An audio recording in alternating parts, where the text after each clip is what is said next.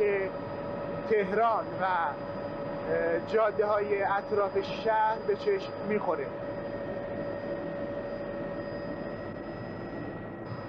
به خلبان هلیکوپتر گزارش دادن که در نزدیکی پاسگاه پلیس راه تهران تصادف شده. بارمون چطور شد که شما تصادف کردی؟ عرض کنم که یه پیکانه بود، یه خانمی میرون یه مرتبه ترمز کرد.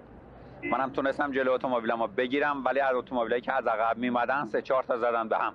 خب و در نتیجه فقط شیشه جلوی اتومبیل بنده خورد شد با شیشه‌های عقب.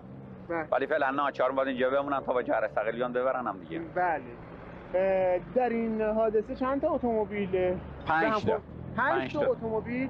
من سرهنگ منطقی فرمانده انتظامات پلیس راه ژاندارمری کل کشور، به طوری که ملاحظه می‌فرمایید ترافیک جاده اتوبان کرج فوق‌العاده سنگین امروز و تا این لحظه در حدود 10,000 سواری از تهران به طرف کرج حرکت کرده.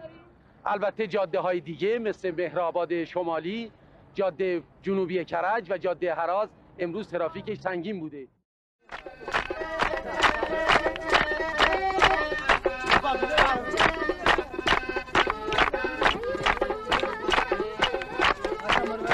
دور بینی